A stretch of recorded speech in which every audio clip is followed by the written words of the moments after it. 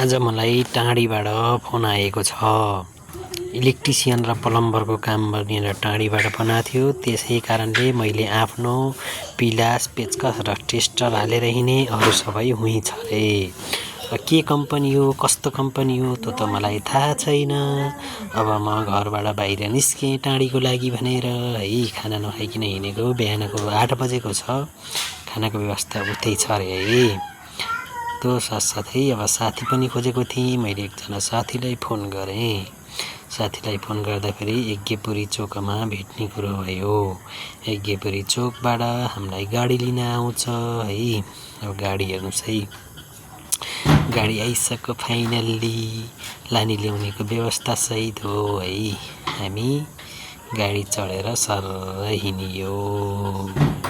हिँड्दै हिँड्दै हामी टिकौली जङ्गलमा पुगियो।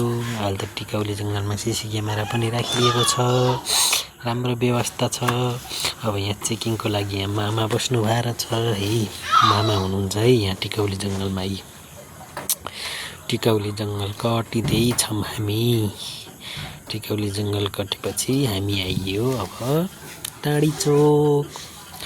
टाढी चोकमा आइयो। टाढी चोकमा चितवनमा एउटा मात्र आकाशे पुल छ, त्यो जुन टाढी चोकमा छ।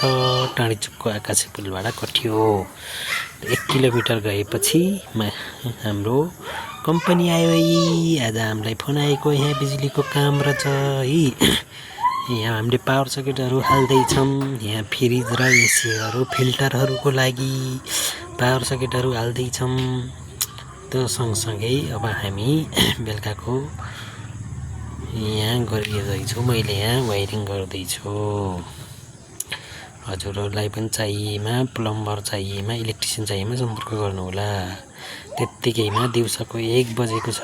1 बजे हामीले आजको खाना खाइयो। सौरा चोक आएर 1 बजे चिकन खाना खाइयो।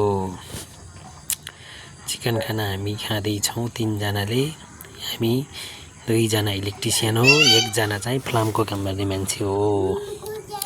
खाना खाइसकेपछि हामी फेरि अब कम्पनीमा फर्केर काम गऱ्यौँ दिनभरि। अब बेलुका 5 बज्यो। 5 बजेपछि लास्ट काम भनेर यो हामीले एक्जिट फ्यानहरू हालियो, लाइटहरू हालियो होइन सबै। अब हामी घर जाने तयारीमा सामानहरू थन्काउँदैछौँ है। अब हामीलाई फेरि बेलुकालाई पनि घर लैदिनु पर्यो। त्यो कारणले हामीले गाडीलाई पनि फोन गर्दै थियौँ र मैले यहाँ एकैछिन मेसिनहरूको पनि भिडियो खिचेँ। खिच्दा खिच्दै गाडी आयो। गाडी आएपछि हामी घरतिर लाग्यौँ।